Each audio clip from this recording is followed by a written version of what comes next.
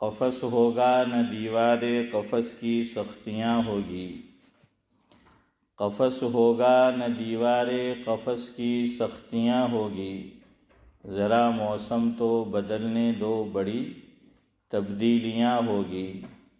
کوئی بھی آدمی کتنا بڑا ہی کیوں نہ ہو عارف، کوئی بھی آدمی کتنا بڑا ہی کیوں نہ ہو عارف، کچھ اس میں خوبیاں ہوگی کچھ اس میں خامیاں ہوگی۔ اس پہ آپ کو غور کرنا ہے۔ کچھ اس میں خوبیاں ہوگی کچھ اس میں خامیاں ہوگی۔ گفتگو یہ چل رہی ہے کہ سرزمین پاکستان میں ایک مشہور شخصیت کے صاحبزادے کا انتقال ہو گیا۔ انتقال کے بعد سے لے کر تدفین اور تدفین کے بعد بھی کچھ ایسے اعمال انجام دیے گئے کہ جس کے تعلق سے مجھے اور آپ کو بھی صحیح بات صحیح مسئلہ جاننے کی ضرورت ہے، چونکہ وہ مشہور شخصیت ہے، سوشل میڈیا کا دور ہے اور چیزیں آنن فانن میں دنیا بھر میں وائرل ہو جاتی ہے، پہنچ جاتی ہے لوگوں کے پاس۔ گمنام آدمی ہو تو اس کی چیز پہنچنے میں تو دیر لگتی ہے، لیکن کوئی مشہور شخصیت ہو تو آنن فانن میں۔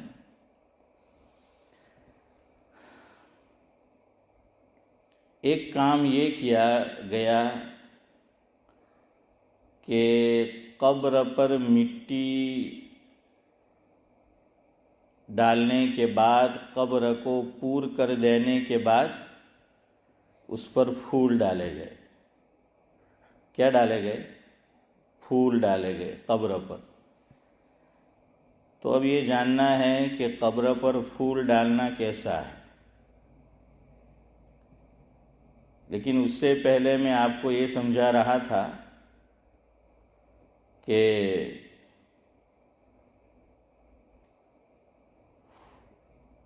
فقہی کتب میں دو طرح کے اقوال ہوتے ہیں۔ ایک کا نام ہے قول راجح اور دوسرے کا نام ہے قول، امتیاز بھائی آپ کو تو یاد ہے، بولو ہے مرجوح۔ کیا ہے؟ قول مرجوح۔ ہاں، اور ذرا میں نے آپ کو آسان کر دیا کہ یا تو یوں سمجھے، ایک ہے مفتہ بہ قول۔ مفتہ بہ یعنی کیا معنی کہ مفتی صاحب اسی پر فتویٰ دیں گے، جس پر فتویٰ دیا گیا ہو اسے مفتہ بہ قول کہتے ہیں، اور اس کے مقابلے میں ہوگا غیر مفتہ بہ قول، یا آپ کہہ لیں قول شاذ۔ تو اب فقہا نے اس کی تصریح کر دی ہے کہ مفتہ بہ قول کو چھوڑ کر مفتی غیر مفتہ بہ قول پر فتویٰ نہیں دے گا۔ اسی لیے میں نے آپ کو بتایا تھا گزشتہ ہفتے کہ ہمارے اکابر یہ کہتے ہیں کہ افتاء کا کورس 1 سال کا ہو یا 2 سال کا مکمل کر لینے کے بعد کم از کم اس کو کسی ماہر مفتی کی خدمت میں کتنے سال رہنا پڑے گا؟ 15 سال۔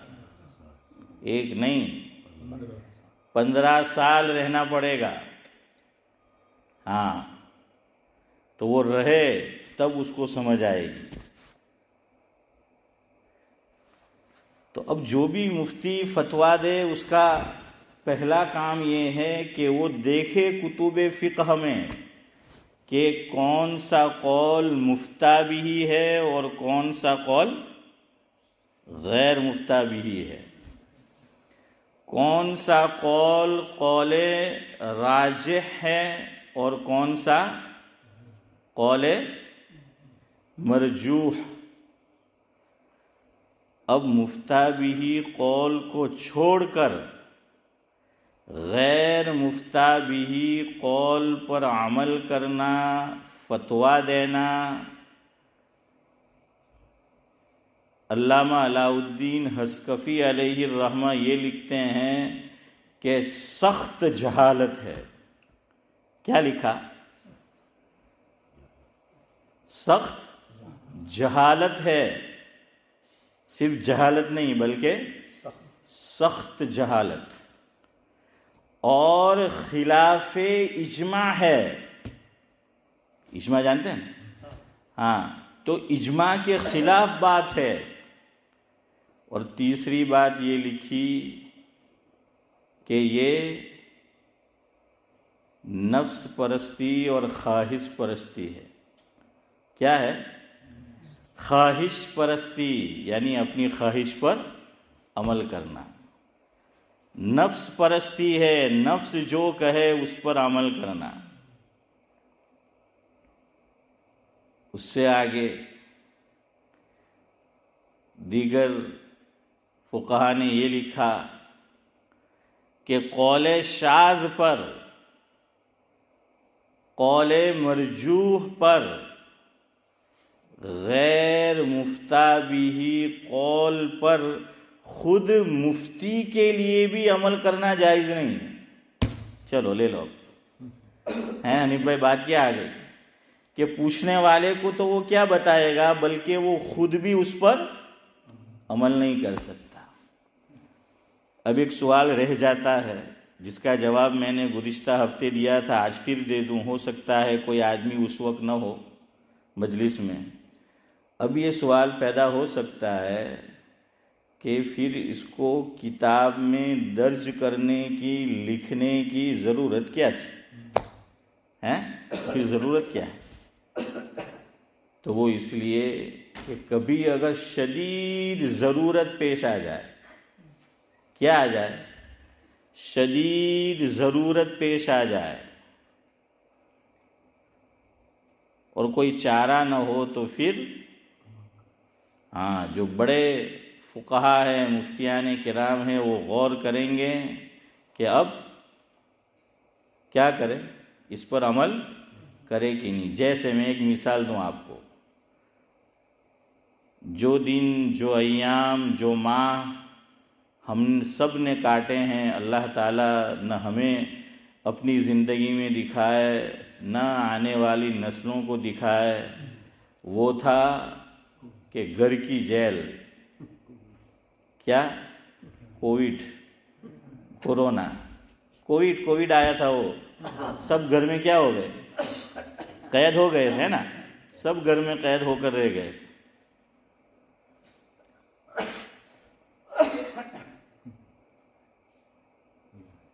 اب مسئلہ آیا جمعہ کی نماز کا.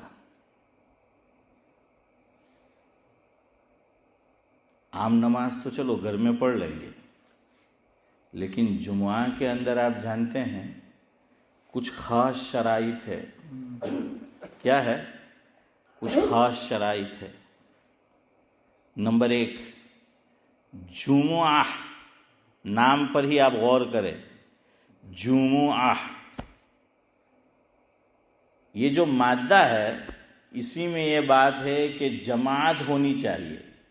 جمعہ کی نماز کے صحیح ہونے کے لیے ایک شرط حسن بھائی کیا ہے کہ جماعت ہو، یعنی اکیلا آدمی جمعہ نہیں پڑھ سکتا.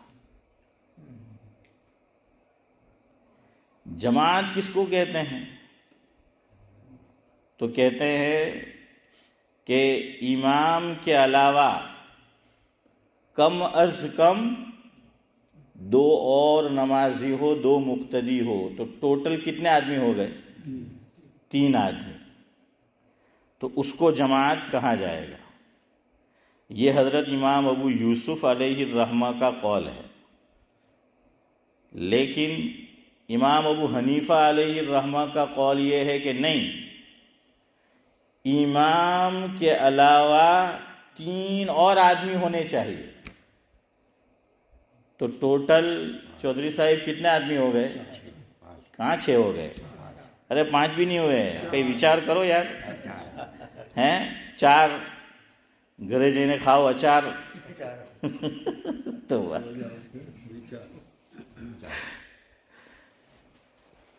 ہیں تو کتنے آدمی؟ 4 آدمی جو ہیں وہ ہونے چاہیے امام سمیت. تو کوشش تو اسی کی کرو ہمیشہ کہ 4 آدمی ہو تب جمعہ ہوگا. لیکن مشکل ہے ہی نہیں. تو چلو پھر اس قول پہ عمل کر لو. کس کے قول پر؟ امام ابو یوسف علیہ الرحمہ، جو حضرت امام ابو حنیفہ رحمۃ اللہ علیہ کے شاگرد ہے. تو ان کے قول پر عمل کر لو اور جمعہ جو ہے وہ پڑھ لو.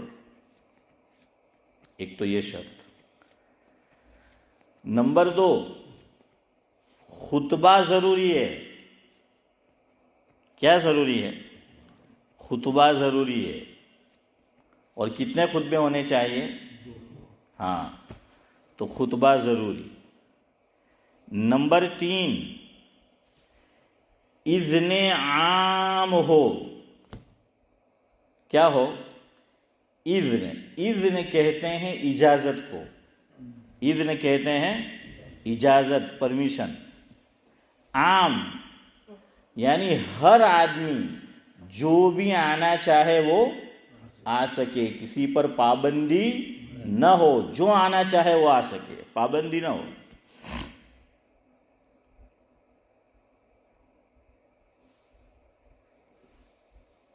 نیکسٹ ون،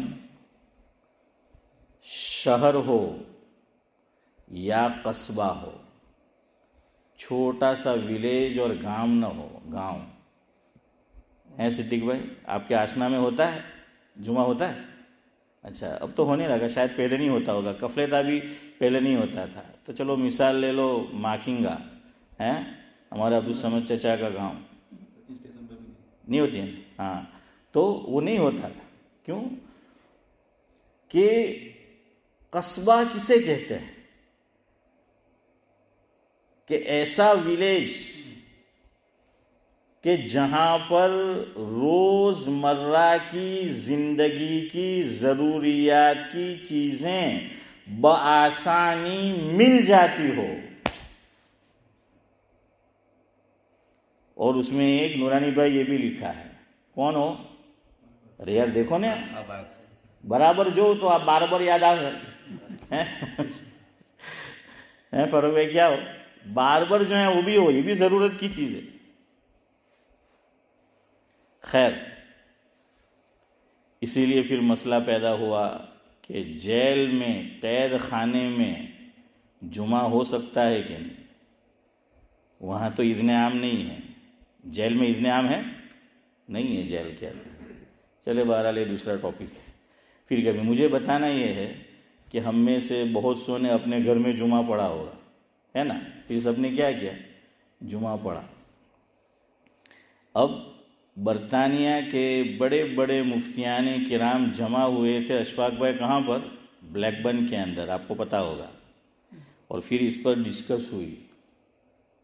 ہاں، آپس میں تبادلہ خیالات یہ ہوئے.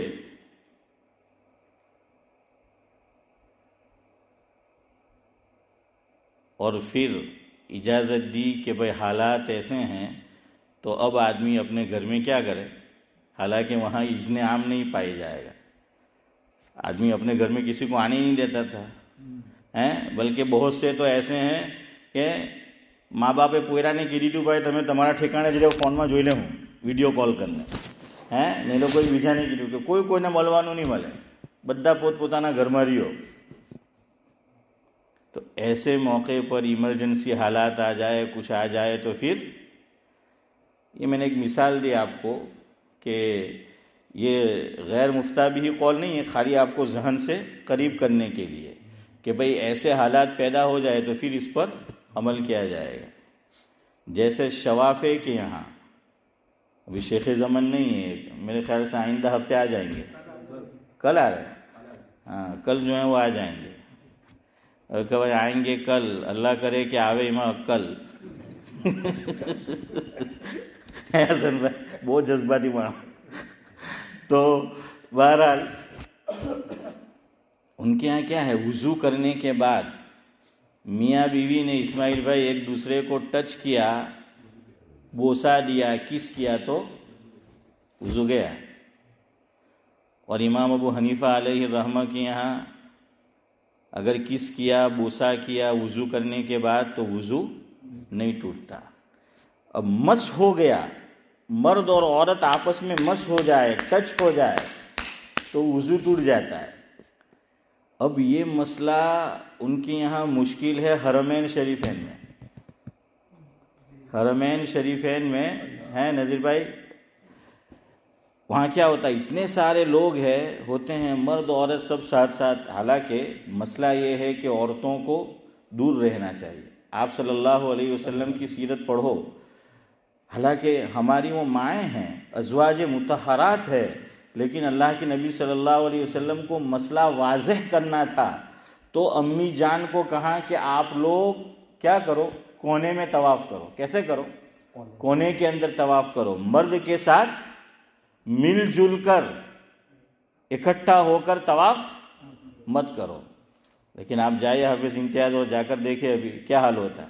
اور خاص کر وہ انڈونیشیا والے یا ملیشیا پتہ نہیں کہاں، وہ پورا کا پورا وہ گروپ ہوتے ہیں مرد اور عورتیں، اور بس تو وہ مس ہو جاتا ہے. آدمی بہت بچنے کی کوشش کرتا ہے پھر بھی مس جو ہے وہ ہو جاتا ہے. حالانکہ ہونا یہ چاہیے تھا کہ وہ کونے سے کرتے، لیکن اب لوگ بھی بہت ہے، شاید اس پہ بھی عمل مشکل ہو اگر ایسا کرنے بھی جاوے تو اب ان کے لیے تو وضو کا مسئلہ ہو گیا. تو اب ایسے موقع پر جو شوافیں ہیں، ان کے مفتیان کرام ہیں، وہ یہ مسئلہ بتاتے ہیں کہ اگر آپ حرمین شریفین چلے جاؤ تو اس سے وضو نہیں ٹوٹے گا. امام ابو حنیفہ کے قول پہ پھر عمل کر لیا، لیکن صرف وہیں پر، اپنے مقام پر اور گھر پر آ کر نہیں. کبھی ہمارے لیے بھی مسئلہ ہو جاتا ہے، ہمارے یہاں خون نکلنے سے وضو ٹوٹ جاتا ہے احناف کے یہاں، لیکن صرف خون نکلنے سے نہیں. خون نکلنے سے مطلب یہ ہے، مراد یہ ہے کہ وہ بہنے کی مقدار ہو. کیا ہو؟ بہنے کی مقدار ہو تو وضو ٹوٹ جائے گا. اور شوافے کے یہاں نہیں ٹوٹتا. کبھی ایسی نوبت آ گئی کہ بھئی پانی نہیں ہے اور خون نکل گیا، چلو پڑھ لو نماز. امام شافعی کے قول پر کیا کر لو، عمل کر لو. اور آپ کا دل نہ مانے تو پھر جہاں آپ کو واپس وضو آپ کر پانی مل جائے تو واپس یہ کر لو، یا پھر یہ کہ تیمم کر لو. دوسری شکل یہ بھی ہے کہ پانی نہیں ہے اور خون نکلا ہے تو چلو اگر آپ اس پہ عمل کرنا چاہے تو. لیکن بہرحال کبھی اگر ایمرجنسی ایسی حالت ہو تو اجازت دے دیتے ہیں کہ بھائی کوئی حرج کی بات جو ہے نہیں ہے. بہرحال تو جی میں نے بتایا نا، آپ کی مرضی، آپ کو کرنا ہے کر لو. آپ کا دل نہیں مانتا. بعض لوگ ہوتے ہیں ذرا شک کی مزاج ہوتے ہیں، ان کا دل مانتا ہی نہیں. اب بعض لوگوں کو دیکھنا کال باندھتے ہیں تو صدیق بھائی کیا کریں گے، یعنی 2-3 مرتبہ وہ گاڑی اوپر نیچے وہ جھٹکا مارے گی، وہ جھٹکا جو ہے وہ مارے گی. بلکہ بازا تو کال باندھ دیں گے پھر توڑیں گے. کیوں؟ دماغ میں ہوتا ہے کہ انگوٹھو کاننا ہاتھ ٹچ نہیں تھے گا. ફારૂક ભાઈ અંગૂઠો કાનના હાથે ટચ નહીં થયેલો. હું કહું આ નલ્લેથી મોલસાબે એવું શીખાયું કે कानों से टच, हालांकि कानों से टच होना किसी हदीस में नहीं है, किसी रिवायत में नहीं है. हाँ इतना है कि आप सल्लल्लाहु अलैहि वसल्लम कानों के बिल मुकाबिल ये अंगूठा हुजूर का आता था. तो इसलिए कि भाई चलो कैसे फैसला करे कि आया कि नहीं, तो क्या बता दिया कि भाई टच कर लो. लेकिन अगर टच नहीं भी किया तो क्या है, आपका तहरीमा सही हो गया. لیکن بہرحال بعض لوگوں کا یہ ہوتا ہے. دوسری بات، کسی کمزور سے کمزور روایت میں حضور اکرم صلی اللہ علیہ وسلم سے ثابت نہیں ہے کہ آپ نے نماز کی نیت زبان سے کی ہو.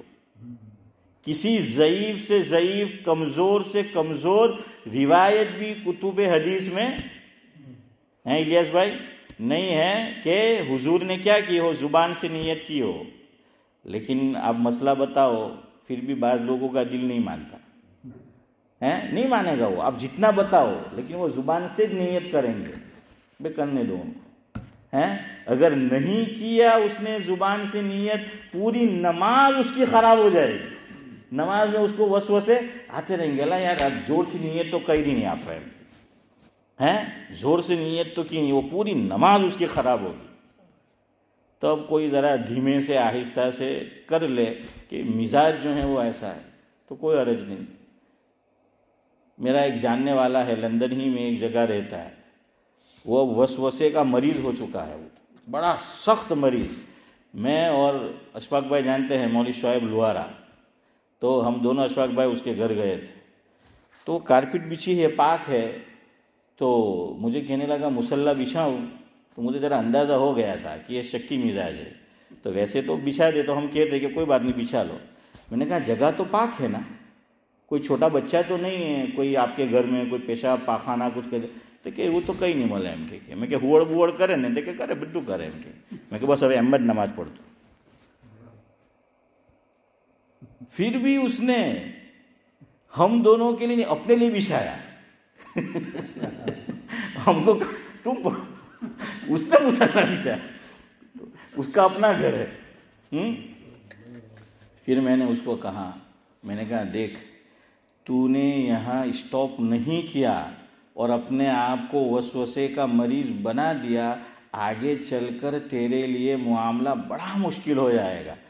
کچھ سال کے بعد فون آیا કે મોલ સાહેબ તમે જે કીધું બિલકુલ સહી છે. દિવસમાં એમ કે કેટલા જોડ હવે કપડાં અંડરવેર બદલવું પડે. یعنی پیشاب کر کے فارغ ہو گیا صدیق بھائی، اس نے وہ لباس پہنا، شک ہوتا ہے کہ ٹیپا پڑेला ہے، قطرے جو ہیں وہ نکلے ہوں گے. میں سمجھ گیا، میں نے کہا یہ معاملہ بہت آگے جائے گا. وہ شک میں وہ آ گیا. پھر گھر والے پریشان ہو جاتے، کتنی لانڈری کریں گے ہیں، اور خاص کر ونٹر میں کتنے کپڑے سکھائیں گے. اچھا اس کا اپنا جاب ہے خود کا، کسی کے ماتحت نہیں ہے. تو میں نے کہا کہ ایک تو کریلا اور نیم چڑھا، کاش کہ تو کسی کے انڈر کام کرتا ہوتا تو بار بار چھٹی نہیں ملتی. اب وہ کئی مرتبہ حافظ صاحب غسل بھی کرتا ہے، کپڑے بھی بدلتا ہے انڈر ویئر خاص طور سے، اور غسل بھی ہو کہ بھائی میں ناپاک ہو گیا، میں اتنا مسئلہ اس کے لیے جو ہے وہ سخت ہو گیا. میں نے کہا شیطان تیرے ساتھ کھیل رہا ہے. تو پھر آدمی اس طرح دھیرے دھیرے وسوسے کا کیا ہو جاتا ہے، وہ مریض ہو جاتا ہے، اس کا جو ہے وہ شکار ہو جاتا ہے. خیر بہرحال چلے، بات میں آپ کو یہ سمجھا رہا تھا کہ جو قول مرجوح ہے، قول شاذ ہے، غیر مفتہ بھی قول ہے، خود مفتی بھی اس پر عمل نہیں کر سکتا، اور جب وہ نہیں کر سکتا تو دوسرے کو بھی نہیں. اب سنو، بعض کتب فقہ ہمیں یہ لکھا ہے کہ قبر پر پھول ڈالنا اس کی گنجائش ہے. بعض کتب میں لکھا ہے، دلیل کوئی نہیں ہے. دلیل چاہیے نا اس کے لیے کہ بھائی جائز ہے تو کیا ہے، دلیل کوئی نہیں ہے. اور نہیں ڈالنا چاہیے پھول، وہ بات اس سے تگڑی ہے. اور قبر پر پھول نہیں ڈال سکتے، یہی کیا ہے، مفتہ بھی قول ہے. اور گنجائش والا جو ہے وہ غیر مفتہ بھی قول ہے.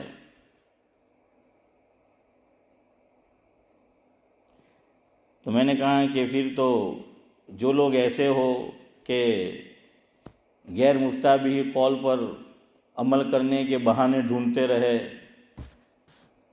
تو پھر فاروق بھائی آپ کی نظر ہے، وہ غالب نے کہا ہے، مرزا اسد اللہ غالب نے، میں نے کہا کہ پھر تو یار ایسا ہی ہونا چاہیے. مرزا غالب کہتے ہیں، نہ تھی ہماری قسمت کہ وصال یار ہوتا، نہ تھی ہماری قسمت کہ وصال یار ہوتا، اگر اور جیتے رہتے تو یہی انتظار ہوتا. یعنی محبوب سے ملنا نہیں ہوتا. نہ تھی ہماری قسمت کہ وصال یار ہوتا اگر اور جیتے رہتے تو یہی انتظار ہوتا. آگے یہ سننا ہے. ہوئے مر کے ہم رسوا، ہوئے مر کے ہم رسوا، ہوئے کیوں نہ غرق دریا، ہوئے مر کے ہم رسوا، ہوئے کیوں نہ غرق دریا، نہ کبھی جنازہ اٹھتا نہ کہیں مزار ہوتا. کیا کہا ہے کہ بھائی پانی میں مر جاتے، سمندر میں موت آ جاتی تو نہ جنازہ اٹھتا اور نہ مقبرہ بنتا اور نہ پھول ڈالنے کی نوبت جو ہے وہ آتی. اسی کو مبارک عظیم آبادی نے کہا ہے، آنے والی کس سے ٹالی جائے گی، آنے والی کس سے ٹالی جائے گی، جان ٹھہری جانے والی جائے گی، پھول کیا ڈالو گے تم تربت پہ میری، پھول کیا ڈالو گے تم تربت پہ میری، خاک بھی تو تم سے نہ ڈالی جائے گی. ہے امتیاز بھائی کیا کہا، آنے والی کس سے ٹالی جائے گی، جان ٹھہری جانے والی جائے گی، پھول کیا ڈالو گے تم تربت پہ میری، تربت یعنی قبر، پھول کیا ڈالو گے تم تربت پہ میری، خاک بھی تو تم سے نہ ڈالی جائے گی، مٹی. ہاں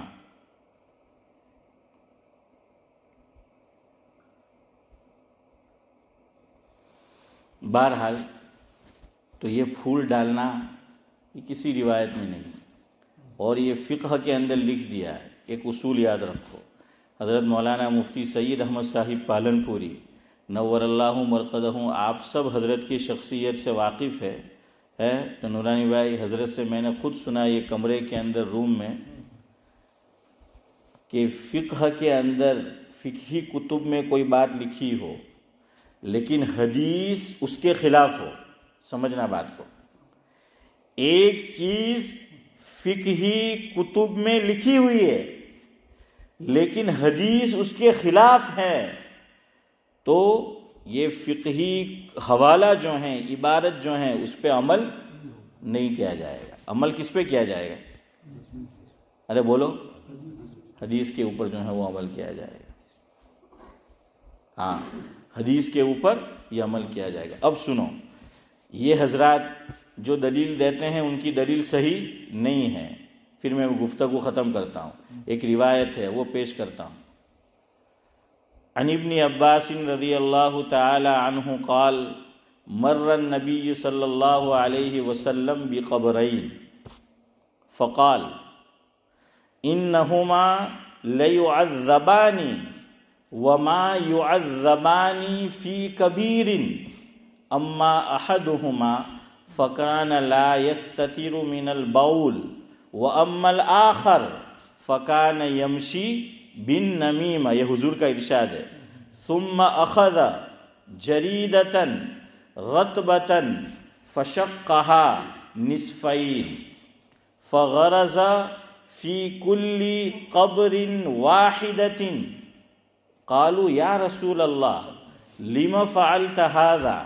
قال لعله يخفف عنهما ما لم ييبسا او كما قال علیہ الصلاۃ والسلام. اب اس کا مفہوم سنو کہ حضرت ابن عباس رضی اللہ تعالیٰ عنہ فرماتے ہیں کہ ہم لوگ حضور اکرم صلی اللہ علیہ وسلم کے ساتھ گزر رہے تھے، سفر کر رہے تھے. راستے میں قبرستان پڑا اور 2 قبریں تھیں. راستے میں قبرستان آیا، 2 قبریں تھیں تو حضور اکرم صلی اللہ علیہ وسلم نے یہ فرمایا کہ ان دونوں قبر والوں کو عذاب ہو رہا ہے. یہ فرمایا، حضور فرما رہے ہیں کہ یہ دونوں قبر والوں کو عذاب ہو رہا ہے. اور پھر آگے یہ فرمایا انہما لیعذبان وما يعذبان فی کبیر، کہ دونوں کو جو عذاب دیا جا رہا ہے کوئی بڑے گناہ کی وجہ سے نہیں دیا جا رہا، کوئی بہت بڑے گناہ کی وجہ سے نہیں دیا جا رہا. کون سے گناہ کی وجہ سے؟ فرمایا ان میں سے ایک قبر والا پیشاب کے چھینٹوں سے بچتا نہیں تھا. کیا کرتا تھا؟ پیشاب کے چھینٹوں سے بچتا نہیں تھا. یاد رکھیے فارغ ہونے کے بعد خاص طور سے بڑی عمر ہو جائے 50 سال کے اوپر 60 سال کے اوپر پھر آدمی کبھی قطرے کا مریض ہو جاتا ہے یا کبھی قطرہ نکلتا ہے تو بہت جلدی مت کرو ٹوائلٹ میں جاؤ. تو ویسے سب کو کرنا چاہیے انڈر 40 ہو 50 ہو, لیکن بڑی عمر میں یہ عام طور سے ہوتا ہے کہ پیشاب آدمی کر لیتا ہے پھر کچھ قطرے وہ نکلتے ہیں. اس لیے کیا کرو, وہ جو شرم گاہ ہے کتابوں میں فقہا نے لکھا ہے اس کو ذرا کیا کرو, میں لفظ نہیں بولوں گا مناسب معلوم نہیں ہوتا, آپ دیکھو سمجھ رہے نا آپ, اس کو ذرا ہاں تاکہ جو قطرہ باقی ہے وہ کیا ہو جائے, نکل جائے. یا پھر ادھر دیکھو یہ لکھا ہے کہ یوں کرو, دونوں انگوٹھے فارغ ہونے کے بعد ذرا زور سے اس پہ آپ زور دیں گے تو زور کہاں پڑے گا, وہاں جو ہے پڑے گا. تیسرا کام یا پھر یہ کرو, اور بعض لوگ کرتے بھی ہے دیکھنا, وہ علامت ہوتی ہے کہ یہ فارغ ہو گیا ہے. ہاں کیا ہے سنا ہوگا نا کہ کھنکھارنا ہے. کیا کرنا ہے, کھنکھارنا ہے. تو اس کی وجہ سے بھی وہ جو قطرہ ہوتا ہے وہ ہاں. یہ سب کام آپ کو نہیں کرنے تو آسان کام بتاتا ہوں. ٹیشو کا استعمال کرو. کیا کرو, ٹیشو. پانی پہلے استعمال کر لو, پانی سے شرمگاہ کو صاف کر لو اور اس کے بعد ٹیشو سے مزید جو ہے صاف کرو, تاکہ وہ جو قطرہ اگر اندر باقی ہے تو کیا کر لے گا, وہ چوس لے گا. اور اس سے اچھی چیز لیکن بہرحال یہاں نہیں ہوتی یا ہوتی بھی ہے تو لوگ استعمال نہیں کرتے, مٹی کے اندر ڈھیلے میں شبیر چچا یہ خاصیت ہے کہ وہ اس کو کیا کر لیتی, چوس لیتی ہے نا. اتنا بارش ہوتا ہے حسن بھائی, پتھر نہ ہو مٹی ہو, تھوڑی دیر کے بعد بارش نہیں, وہ کیا ہوا, مٹی کے اندر اللہ نے یہ تاثیر رکھی ہے کہ وہ کیا کر لیتا ہے, کیا کر لیتی ہے, جذب جو ہے وہ کر لیتی ہے. تو یہ کام کرو. ہمارے حضرت مولانا ابرار احمد صاحب دہلوی رحمۃ اللہ علیہ صدیق بھائی سناتے تھے کہ مجھے تو ایسا لگتا ہے کہ آج کل مسلمان حضرات جو ہیں, مرد میں دیکھتا ہوں مسجد میں حضرت ہوتے تھے, کلیپٹن میں بات بیان کی تھی مدینہ مسجد میں, کہ ایسے فارغ ہو کر آتے ہیں ایسا لگتا ہے کہ ان کو کوئی قطرے کا مسئلہ ہی نہیں, کہ اتنے جلدی آ گئے, ابھی تو گئے نہیں ٹوائلٹ میں اور فوراً صحیح طرح صفائی کی نہیں کی اور باہر آ گئے. اس لیے یاد رکھو اس سے عذاب قبر ہو رہا تھا تو چھینٹے سے بچو. دوسری بات حضور نے فرمایا کہ دوسری جو قبر والا ہے اس کو کیوں عذاب ہو رہا تھا, وہ لگائی بجھائی کرتا تھا, لگی بجھی اس کو جا کے اس کے خلاف بات کی حنیف بھائی, اور اس کو جا کے جس کو ہماری زبان میں بولتے ہیں چاڑی چگلی, چگلی کھانا ને આપણે તારો ગામણિયા છેક અમારા ગમીનું હનીફભાઈ ગુજરાતી તે કે બે મોઢાની ચાકરણ, શું કે બે મોઢાની ચાકરણ, તઈ જેને આપણી બુરાઈ કરે ને આપણા પાસે આવીને તેની બુરાઈ જે છે તે કરે. हाँ, इसीलिए अहमद फराज ने कहा था अपने दौर में, वो तो मरहूम हो गए, कि चले गए नगीने लोग, चले गए नगीने लोग, अब सिर्फ बच गए हैं कमीने लोग. اب صرف بچ گئے, اللہ ہمارا اس پہ شمار نہ فرمائے, کہ کمینے لوگ جو نگینے تھے وہ چلے گئے. کہ دو بھائیوں میں, دو دوستوں میں, دو خاندان میں لڑائی ہوئی تو وہ جوڑنے کی کوشش کرتے تھے, اور اب تو توڑنے کی جو ہے وہ کوشش کرتے ہیں. وہ ایسے لوگ جو ہیں وہ ہوتے ہیں. شاعر نے کہا ہے ہر طرف منافقوں کے ڈیرے ہیں, ہر طرف منافقوں کے ڈیرے ہیں, تیرے منہ پہ تیرے ہے, میرے منہ پہ میرے ہیں. تو ویسی جو ہے وہ بات ہے. تو حضور نے فرمایا اس کے لیے عذاب ہو رہا تھا. اب آپ صلی اللہ علیہ وسلم نے کیا کیا کہ ٹہنی لی, اور رقبہ کا لفظ ہے یعنی تر ٹہنی لی, اور دونوں قبروں پر کیا کر دی, گاڑ دی, لگا دی. صحابہ کرام نے پوچھا کہ حضور آپ نے یہ کیوں کیا؟ تو فرمایا لفظ پہ غور کرو, لعلہ یہ لفظ ہے کہ یخفف عنہما, مجھے اللہ کی کریم ذات سے امید ہے, 100% نہیں فرمایا بلکہ امید کا لفظ ہے. لہو، میں اللہ کی ذات سے امید کرتا ہوں کہ جب تک یہ ٹہنی کیا رہے گی، ہری رہے گی، ہری ٹہنی ڈالی تو ان سے عذاب قبر کم ہوگا، تخفیف جو ہے وہ ہو جائے گی۔ یہاں بھی حضور نے گارنٹی نہیں دی۔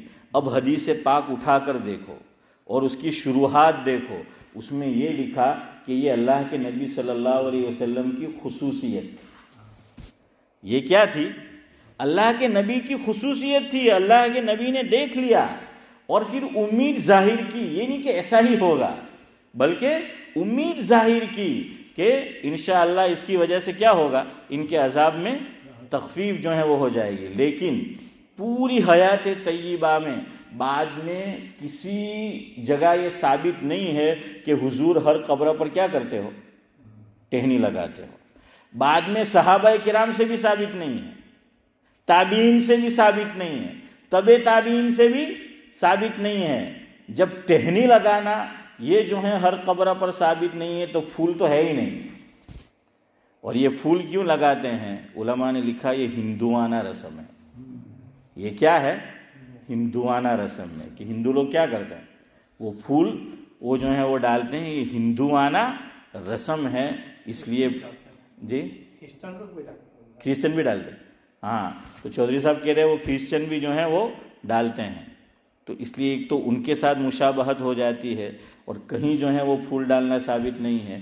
دوسرا 2-4 منٹ اور آپ کی لوں، آپ نے ایک نام سنا ہوگا محمد پالن حقانی، یہ سوراشٹر کے تھے، یہ گوئیے تھے، گوئیے ہے ہنی بھائی جانتے ہو نا؟ ہاں پھر اللہ تعالیٰ نے ایسی راہ دکھائی اور حافظہ دماغ بہت تیز تھا، سب حدیث یہاں آئے، اچھا اچھا ماشاءاللہ، ہاں جی حقانی صاحب، تو وہ سوراشٹر کے تھے اور ہمارے لوگوں نے ہی ماشاءاللہ ان کا بڑا سپورٹ کیا۔ گجرات کا جو احمد آباد اور ہماری طرف کا سورت، یہ علاقہ جو ہے انہوں نے بڑا سپورٹ کیا۔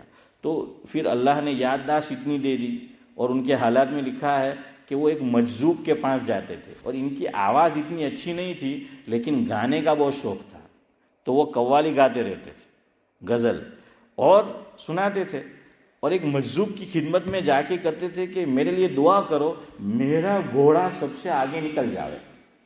یہ بس ایک دعا کراتے تھے ہمیشہ ان کے پاس جا کے، مجذوب کے پاس، کہ دعا کرو میرا گھوڑا سب سے آگے نکل جائے۔ اب ان کی نیت کیا تھی کہ میں گاؤں تو سب گویوں سے آگے نکل جاؤں، لیکن اللہ نے اس کا مطلب کچھ اور لیا اور اس کام میں لگا دیا، بڑے مناظر ہوئے اور سب سے آگے نکل گئے۔ کچھ پڑھے لکھے نہیں تھے زیادہ، لیکن قرآن کی آیتیں بھی یاد ہو گئی، ریفرنس کے ساتھ حدیث پاک جو ہے یاد ہو گئی۔ ان کی کتاب ہے ایک جس کا نام ہے شریعت یا جہالت، کتاب کا نام ہے، انہوں نے بہت اچھی بات لکھی ہے، وہ سن لو پھر گفتگو ختم کرتا ہوں۔